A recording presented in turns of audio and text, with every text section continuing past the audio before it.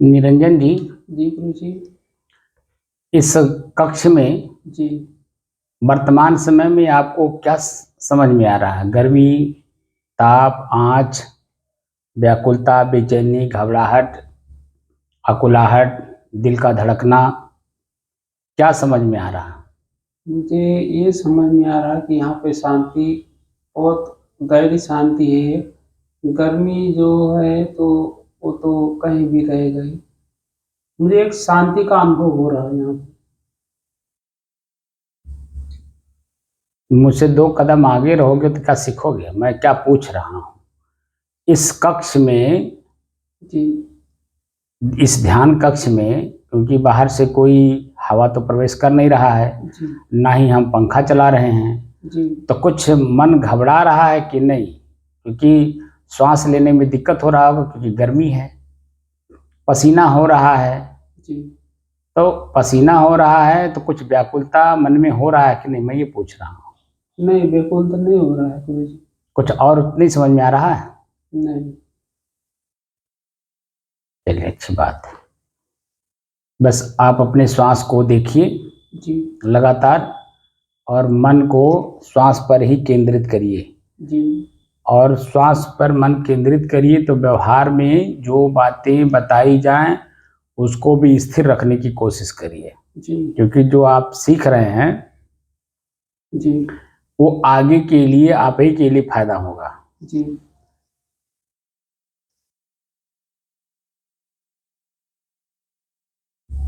तो व्यवहारिक प्रक्रिया और आध्यात्मिक प्रक्रिया दोनों साथ साथ आपका चलेगा। जी तो व्यवहार में जो सीखेंगे वो तो सीखेंगे ही, और परमार्थ में बस आपको कुछ नहीं करना है कि अपने मन को लगातार अपने ही श्वास पर केंद्रित करना है। अगर आपको ये गर्मी, ताप, आँच महसूस नहीं हो रहा है, शांति का अनुभव हो रहा है, तो अच्छी बात है। जी अब निरंजन जी, आप अपने श्वास को देखिए जी लगातार, और जब तक बैठी चेतना में रहिए, और अपने श्वास को अपने से अलग होकर के देखने का अभ्यास करिए। जी। रामवतार बाबू, जी साहब। आपको क्या लग रहा है? इस ध्यान कक्ष में कुछ महसूस हो रहा है? जी साहब। क्या?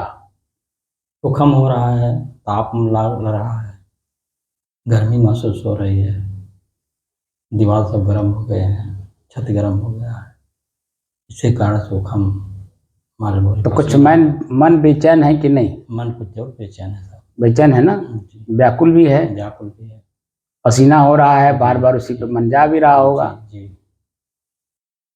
इसी को मन की चंचलता कहते हैं। जो वर्तमान की स्थिति होती है, इसी वर्तमान में परिस्थितियों के हिसाब से मन की चंचलता ही हमको भीतर नहीं जाने देती है ना? जी तो हम लोगों को क्या करना चाहिए? अब कुछ बाहरी बात नहीं करके, बल्कि अपनी श्वास को अपने से अलग होकर के देखने का अभ्यास करें, ताकि मन हमारा इन सब चीज़ों से अलग होकर के अपने श्वास पर केंद्रित हो जाए। और जब श्वास पर केंद्रित होगा तो आपको पता ही है, हम लोगों ने भयंकर भयंकर गर्मी को देखा है जी जी। कि जैसे ही मन को केंद्रित करेंगे श्वास पर, वैसे सारी बातों को भूल जाएगा, और यही पसीना, ताप, आँच, गर्मी, व्याकुलता, बेचैनी सब शांत हो जाएगा। ये तो अनुभव है ही ना आपको? जी जी। और सुबह हमने क्या बताया था कि जब मन शांत हो जाए जी तो शांत अवस्था को भी हमें एकाग्रचित होकर के देखना है लगातार। जी। तो क्या बताया था? चेतना में रह के, करके सतर्कता और सावधानी रहे, ताकि आलस्य, निद्रा, जमुहाई ना आने पाए। जी। बात बताया था ना? जी ये आपके लिए स्पेशल है, जी। उनके लिए तो अभी तो शुरुआत है उनका। जी जी लेकिन आपका 983 दिन से जो लगातार कर रहे हैं, जी। इसलिए आपका स्पेशल है, उनके लिए भी जी प्राइमरी है। जी। ये जो सुबह बात हमने किया ना, वो पकड़ लिए ये, जी जो कि इनको जो काम करना है वो अभी कर ही नहीं रहे हैं। तो 2 कदम आगे जाकर के काम करेंगे, जो बेस है वो छूट जाएगा। और जब बेस छूट जाता है तो आदमी हमेशा हवा में रहता है। निरंजन जी, इस बात को हमेशा ध्यान रखिएगा। जी और नहीं तो कल से जो है आपका कक्ष अलग कर दें, इनका कक्ष अलग कर दें, क्योंकि जब हम इनकी बात करेंगे तो आपका कान सुनेगा, आपका मन भी उसी पर बार बार जाएगा। गुरुजी उनके लिए कुछ बता रहे हैं तो स्पेशल बता रहे होंगे, तो वो जो इनके लिए है वो 983 दिन से लगातार कर रहे हैं, जी और आप अभी कल आए हो, तो दोनों में फर्क है ना। जी बिल्कुल। हाँ, तो अभी आपको प्राइमरी स्टेज अभी सीखना है, जी और ये प्राइमरी स्टेज कर क्या पार हो गए, तो 5वीं 6वीं क्लास में पहुंच गए ना। जी अभी हाई स्कूल नहीं पास हैं। जी ये भी मत समझिएगा कि हाई स्कूल पास हो गए तो पीएचडी कर लेंगे, ऐसा नहीं है। अभी हाई स्कूल के अंदर ही है, लेकिन ये कि प्राइमरी से ऊपर है, 5वीं 6वीं क्लास में है। जी इसलिए हमको तो लगता है कि आपका कक्ष ही अलग कर देने में फायदा है, ताकि जब आप लगातार 2 घंटे तक अपने श्वास को देखिए, और जब श्वास जब आपका इसी गर्मी में पसीने में लथपथ होगा, व्याकुल होगा, बेचैन होगा, घबराएगा, उठ के भागने का मन करेगा, यहाँ रुकने का मन नहीं करेगा, तब आप समझेंगे कि मैं क्या कह रहा हूँ। आप तो सुबह वाली बात इनकी वाली पकड़ लिए हुई, इसीलिए आप हमको कह रहे हैं शांति बड़ी मिल रही है। शांति ऐसे कैसे मिल जाएगी? शांति कहीं कोई रखा हुआ नहीं है, न जबान में है। आपके मन की बेचैनी व्याकुलता किस कारण से हो रहा है, और उसी का जब निवारण करेंगे तब ना समझ में आएगा कि शांति इस कारण से आई। अभी आपको उसके बारे में कुछ पता नहीं है ABCD।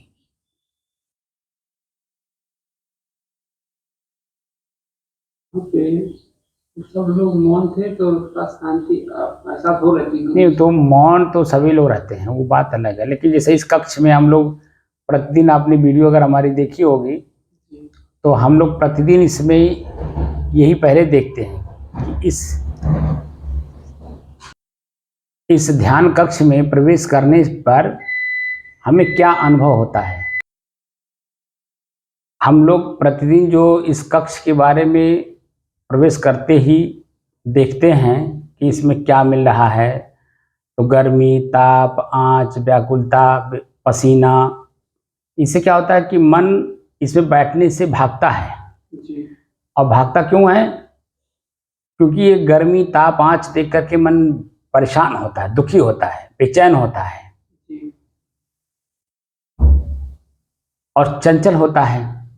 तो चंचल मन को एकाग्र करने की दृष्टि से हम लोग लगातार इसी श्वास को देखते हैं।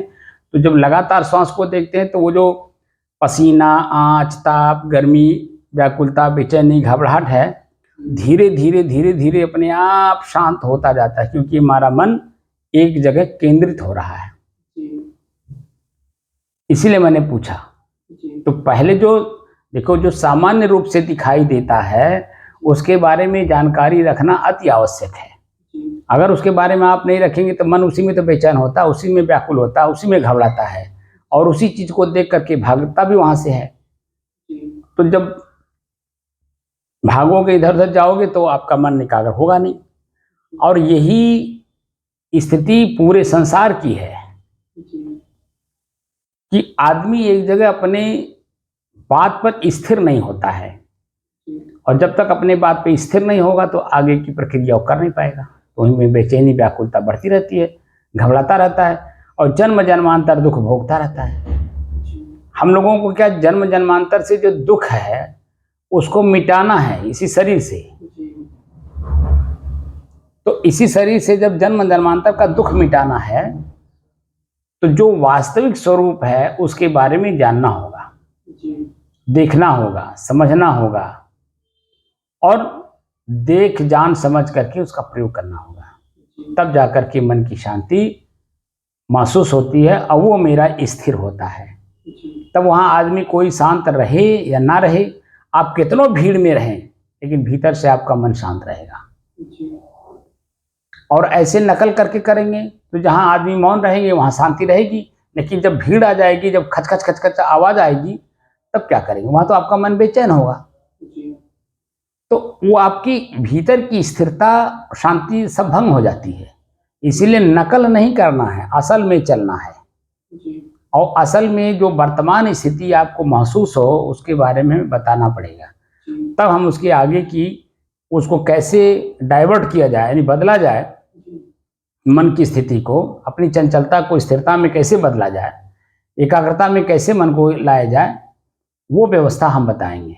तब जाकर के धीरे धीरे धीरे धीरे आपका, अभी ये देखिए गृहस्थ हैं, परिवार में रहते हैं, फिर भी जब इनके अंदर में लगन है, 983 दिन से लगातार चले आ रहे हैं, सुबह शाम ठंडी गर्मी बरसात नहीं देखते हैं, यहाँ तक कि ये मान अपमान भी नहीं देखते हैं, यहाँ तक कि मैं जब बोलता हूँ तो इनकी कमी जब देखता हूँ तो हल्का फुल्का मैं कुछ अपना गुस्सा भी जाहिर कर देता हूँ, लेकिन इनको पता है कि उस गुस्से में हमको कुछ मिल रहा है, तब ये लगातार बैठ रहे हैं, और जो कि इनको साधु नहीं बनना है, आपको तो साधु बनना है। तो इसीलिए अगर किसी भी संत महात्मा की, ज्ञानी पुरुष की बात को अगर बुरा मानोगे तो आप साधु क्या गृहस्थ भी नहीं बन पाओगे, सदगृहस्थ भी नहीं बन पाओगे। सबसे पहले व्यवहार में हमें सदगृहस्थ बनना जरूरी है। जैसे मैंने सुबह आपको बताया था ना कि आपने माता पिता को क्यों छोड़ दिया, तो जब आप माता पिता के नहीं होंगे तो समाज का हित कैसे करेंगे, और जब माता पिता और समाज का हित नहीं करेंगे तो आपका हित कैसे होगा। तो हमें क्या करना चाहिए? सुनिए, लगातार आप साधु जीवन में अगर आ गए मान लीजिए, तो भूख लगेगा कि नहीं, भोजन कहाँ से पाएंगे आप, वस्त्र की जरूरत है कि नहीं, ठंडी गर्मी बरसात लगेगा, उसके लिए छत की जरूरत पड़ेगा, वस्त्र की जरूरत पड़ेगा, रहने के लिए आवास की जरूरत पड़ेगी, सब कुछ की जरूरत पड़ेगी ना, ये पब्लिक ही देती है। तो जब पब्लिक के साथ में आप सही व्यवहार नहीं करेंगे तो पब्लिक आपके साथ व्यवहार कैसे करेगी। हम जो संत लोग हैं, संत लोग भी व्यवहार में अपनी परिपक्वता रखते हैं, तब वह जो है अध्यात्म में अपने आप में स्थिर रह पाते हैं। अगर व्यवहार में परिपक्व ना हो तो अपने अध्यात्म में नहीं रह पाएंगे स्थिर,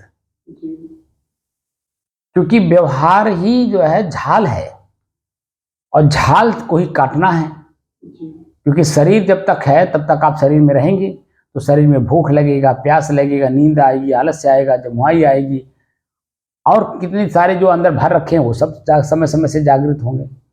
तो उससे कैसे मुक्त होंगे।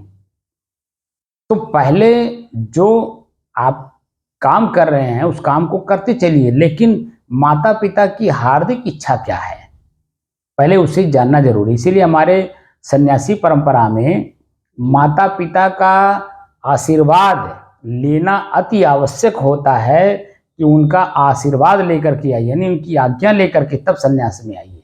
अगर उनकी आज्ञा है तो आप सन्यास मार्ग में आ सकते हैं, नहीं अगर आज्ञा है तो जब तक उनकी आज्ञा ना हो तब तक में आपको सन्यास मार्ग में नहीं आना चाहिए। क्योंकि मैं कुछ समझा रहा हूँ, हमारी जो प्रथा है मैं उसके बारे में बोल रहा हूँ। आप अभी आपको तो मैंने कहा नहीं कि अभी चले जाओ, जो प्रथा है वो मैं बता रहा हूँ।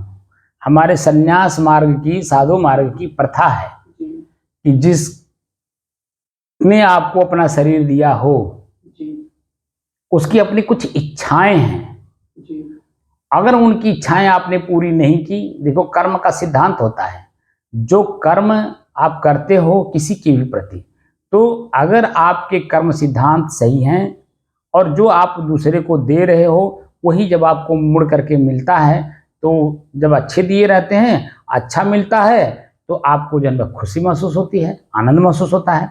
लेकिन जब बुरा दिए हैं, अब बुरा आदमी जब आपको अपनी बुराई आपको वापस करता है तो आपको कष्ट क्यों होता है।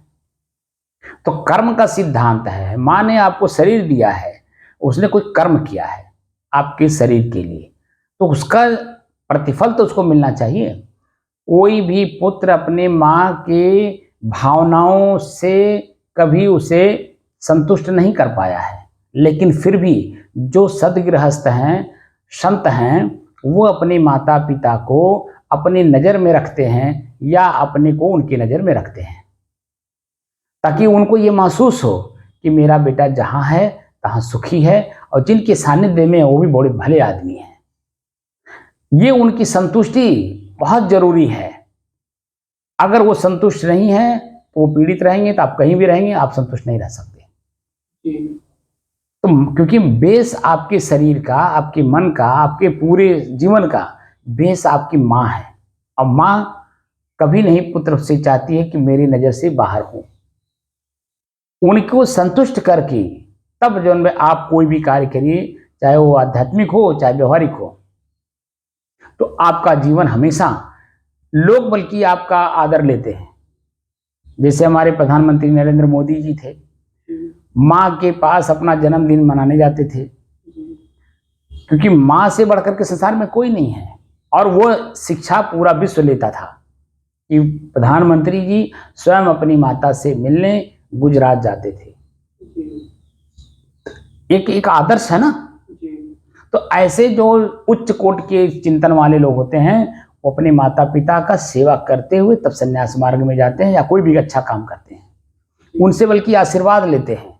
आप बड़े बड़े घरों में जाइए, जो बड़े बड़े लोग हैं, बड़े बड़े लोगों का मतलब क्या हुआ, धन से बड़ा नहीं, उनके बुद्धि विचार आचरण उनके बड़े हैं, इसलिए वो बड़े हैं। तो वह अपने परिवार के किसी भी सदस्य को कभी भी दुखी नहीं करते हैं, बल्कि सबको आगे करके पीछे अपने चल करके और अच्छे कार्य करते हैं, सबको अच्छा सबसे अच्छा काम करवाते हैं। परिवार का कोई भी, हम लोग तो घूमते रहते हैं पूरे भारत में, अच्छे अच्छे परिवारों में जब जाते हैं तो वहाँ हम लोग देखते हैं कि हम लोगों को पहले आसन देंगे, बैठाएंगे, तो अपने प्रणाम पहले नहीं करते हैं। जो बुजुर्ग लोग हैं ना, वो अपने प्रणाम कभी नहीं करते, वो पहले अपने बच्चों को, नाती पोतों को, सबको इकट्ठा कर लेते हैं और उसके बाद उन्हीं के सामने पहले अपने आप वह प्रणाम दंडवत करते हैं। अपने स्वयं करेंगे, सबके सामने, अपने परिवार के सामने, कि संत हैं, संत के सामने कैसे झुका जाता है, कैसे आदर दिया जाता है, कैसे उनकी सेवा किया जाता है, वो खुद पहले करते हैं और अपने बच्चों से साथ साथ करवाते हैं। ये मैंने देखा, ऊंचे लोग जो धनवान होते हुए भी और संत की सेवा में लगे हैं, उनकी बात कर रहा हूँ। तो आपके जो विचार हैं अभी बहुत छोटे हैं, बहुत नीचे हैं, तो ऐसे धीरे धीरे सीखते हुए आइए, ताकि जो मजबूती के साथ जो काम करिए उसमें आपका भी आदर्श हो, आपके माता पिता का भी आदर्श हो और आपसे आदर्श लेकर के दूसरे का कल्याण भी हो। समझे कि नहीं आप? हम भी अपने माँ का सेवा अपने हाथ से किया है, तब मैं आपको कह रहा हूँ। मैं अपने माता जी से या अपने गुरु जी से, जब तक वो लोग थे ना, मैं उनके नज़रों में ही रहा, कहीं बाहर नहीं गया। और गया भी तो समय समय से लौट करके आकर के उनकी सेवा में लगा रहता था, क्योंकि माँ से बढ़कर के मेरे इस सृष्टि में व्यवहारिक रूप से कोई बड़ा नहीं है। कोई भी देवी देवता अगर है तो वो भी कहते हैं कि पहले माँ बाप की सेवा करो। अगर जो अपने माँ बाप की सेवा नहीं करता है, वह कितना भी ऊंचे चले जाए, उसको नीचे आते देरी नहीं लगता, क्योंकि माँ की आह लगती है। माँ कष्टित है, पुत्र कहीं भी रहेगा वो कष्ट में रहेगा, क्योंकि उसका भाव उसके शरीर के साथ जुड़ा हुआ है, उसका मनोबल उसके मनोबल के साथ जुड़ा हुआ है। इसलिए कहीं भी कोई भी आदमी सुखी नहीं हो सकता माँ बाप को दुखी करके। ये व्यवहारिक प्रक्रिया बता रहा हूँ आपको। आप जो काम यहाँ कर रहे हो सेवा का या जो साधना का, वो काम समय समय से आप घर परिवार में भी कर सकते हैं, माँ के साथ भी कर सकते हैं। आप शादी ना करिए कोई बात नहीं, लेकिन माँ की सेवा अपनी नज़र में करिए। माँ की क्या चाहना है उसको पहले पूरा करिए। माँ बाप ज़्यादा दिन के मेहमान नहीं होते हैं जी। तो जब तक हैं तब तक तो उनको संतुष्ट करिए। उनकी संतुष्टि में आपकी संतुष्टि है, और आपकी संतुष्टि ही जो है अध्यात्म का पहला पायदान है। बात समझ रहे हैं? पहला पायदान वही है, जब आप माता पिता को संतुष्ट करते हैं तो उनकी संतुष्टि में आपकी संतुष्टि है, और वही संतुष्टि आपकी अध्यात्म की पहला पायदान है। तब उसी में आप आगे बढ़ेंगे, क्योंकि क्रियाशीलता हमेशा बनी रहती है। माँ बाप के संस्कार बच्चों को हमेशा मिलना चाहिए, और माँ बाप संस्कार अगर बच्चे को अच्छा दिए हैं, वो पूरे विश्व में कहीं भी रहेगा तो उसके संस्कार झलकते हैं, दिखाई देते हैं। मैंने राम अवतार बाबू को एक बार बताया था कि जब मैं जन्म लिया तो जन्मते ही जिस हॉस्पिटल में मैं जन्म लिया वो सरकारी हॉस्पिटल था, भूकंप आ गया। अब भूकंप आया तो सारे लोग उस हॉस्पिटल से बाहर आ गए। 2-3 मंजिला मकान था, मतलब हॉस्पिटल था, उसमें से सभी लोग बाहर आ गए। हम माँ पोता वहीं पे फंस गए, माँ बेटा हम लोग उसी में रहे, और ना वो बिल्डिंग गिरी ना हम लोग कष्टित हुए। एक चीज और, सबसे ज्यादा वजनदार उस हॉस्पिटल में मैं पैदा हुआ। दूसरी बात, जब 1 महीना 1.5 महीना का मैं हुआ, 1 महीना 1.25 महीना का, तो एक वहीं पे हमारे जहाँ मकान था, मकान के ऊपर पहाड़ पर कोई एक ज्योतिषाचार्य रहते थे, एक संत के रूप में। उनके पास माता जी गई, उनको उन्होंने बताया कि आप फूल लेकर के आए, बच्चे को लेकर के नहीं आने की जरूरत नहीं है, फूल लेकर के आइए। तो बच्चे को 5 बार वहीं मैंने परिक्रमा करा करके फूल का, और वो फूल लेकर के आई। तो फूल लेकर के जब गई तो महात्मा जी ने बताया हमारी माता जी को, ये पुत्र तुम्हारा बेटी या तो साधु बनेगा या तो डाकू बनेगा। अभी तुम्हारे ऊपर निर्भर करता है कि तुम अपने बच्चे को किधर भेजना चाहती हो।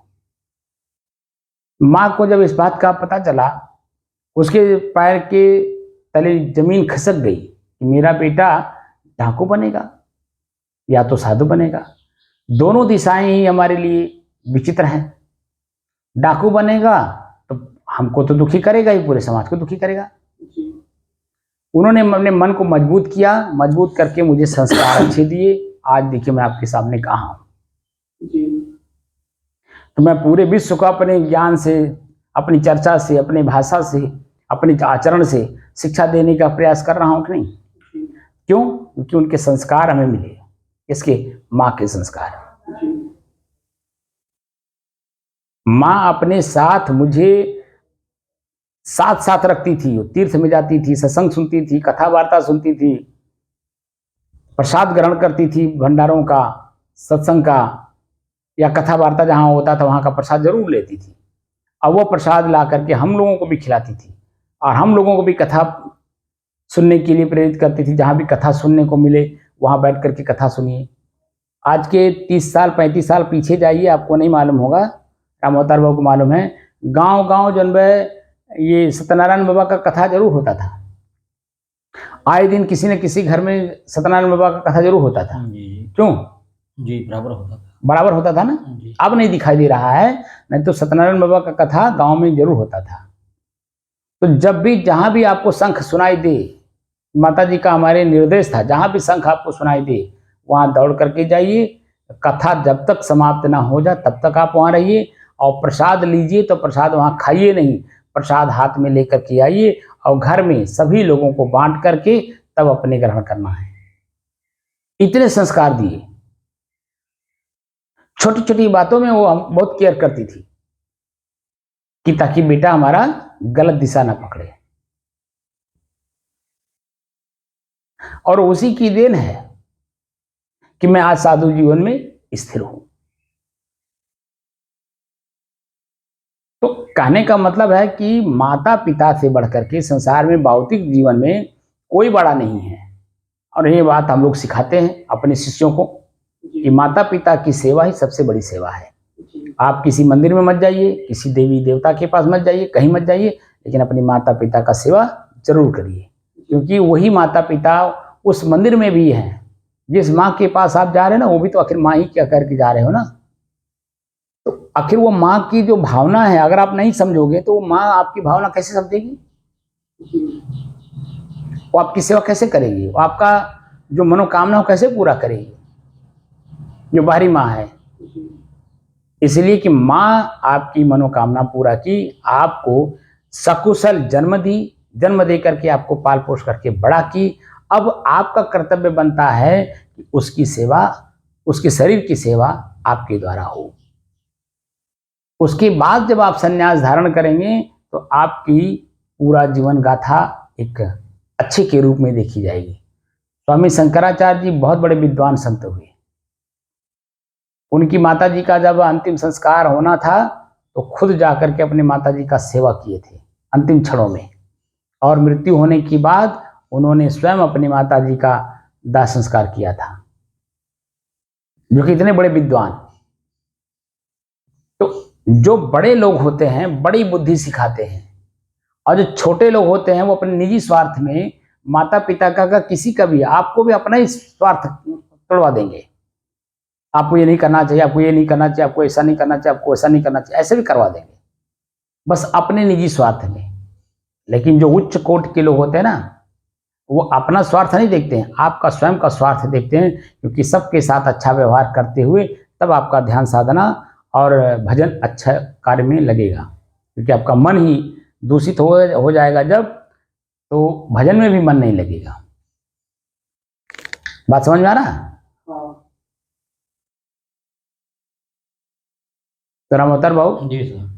कुछ हल्का फुल्का, ये जो गर्मी थी और उमस था, ये शांत हो रहा था। कुछ शांत हो रहा है ना? जी जी तो अब बैठा जाए। जी।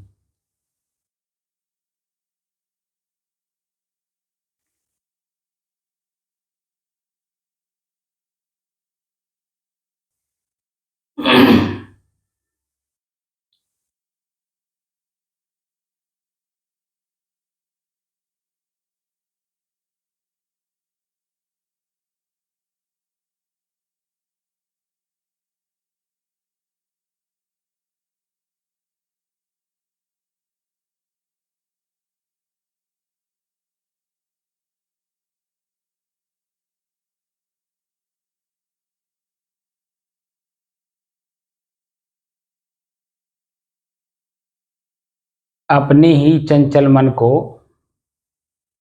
अपने ही बस में करके एकाग्रता, स्थिरता एवं स्वयं अपने आप में शांति का अनुभव करने की दृष्टि से साधना करते करते आज 983 दिन हो गए।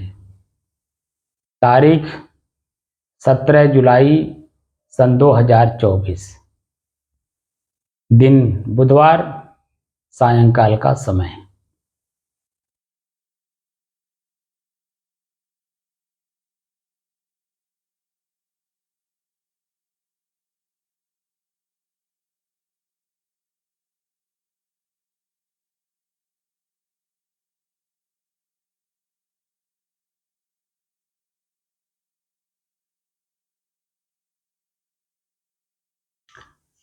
उमस के कारण, गर्मी के कारण शरीर में पसीना हो रहा था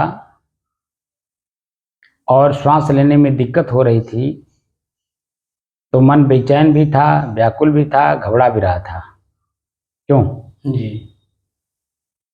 लेकिन जब हम लोग लगातार श्वास को देखने में लगे हुए हैं, तो धीरे धीरे अब देख रहे होंगे कि श्वास लेने में कोई दिक्कत महसूस नहीं हो रही है। जी। क्यों हो रही है? नहीं हो रही है।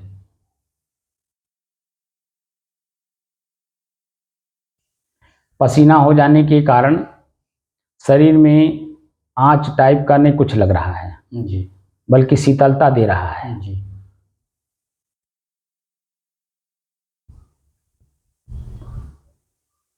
तो मन अपने श्वास पर एकाग्र हुआ, इसलिए उधर की शुद्धि बेचैनी खत्म हुई। जी, इधर की शुद्धि खत्म हो गई। हम्म, उधर की शुद्धि खत्म हो गई। उधर की शुद्धि खत्म हो गई। सही बात है, जी क्योंकि मन पर शुद्धि लग गई ना, जी। अरे श्वास पर शुद्धि लग गई। श्वास पर शुद्ध हो गई। जब मन की शुद्धि श्वास पर लग गई, जी तो अन्य चीजों पर मन नहीं जा रहा है। जी वही हमारी एकाग्रता है। जी और वही एकाग्रता अब स्थिरता में बदलने के कारण कुछ भी हमें बेचैनी, व्याकुलता, घबराहट बाहर का कुछ दिखाई नहीं दे रहा है। मन बिल्कुल शांत है। तो जो बेचैनी, व्याकुलता, घबराहट, यही चंचलता थी, और यही चंचलता हमने अपने श्वास पर मन को केंद्रित करने के कारण उसे शांत कर ले गए। तो मन बेचैन क्यों है, घबरा क्यों रहा है, उसका कारण ढूंढ रहे हैं। तो कारण गर्मी के कारण, और गर्मी इसलिए महसूस हो रहा है क्योंकि मन उसी पे बार बार जा रहा है, और हमने मन को वहां से हटा दिया गर्मी पर से। तो गर्मी जब मन नहीं देख रहा है तो बेचैन नहीं हो रहा, व्याकुल नहीं हो रहा, घबरा नहीं रहा, तो क्या हो गया? एकाग्र हो गया, और उसी एकाग्रता में स्थिरता दिखाई देने लगा, और उसी स्थिरता में अपने आप में खुद आपको शांति का अनुभव हो रहा है, क्योंकि अब शरीर पर मन नहीं जा रहा है। क्योंकि शरीर के भीतरी हिस्से में श्वास है ना, ऊपरी हिस्से पे तो है नहीं।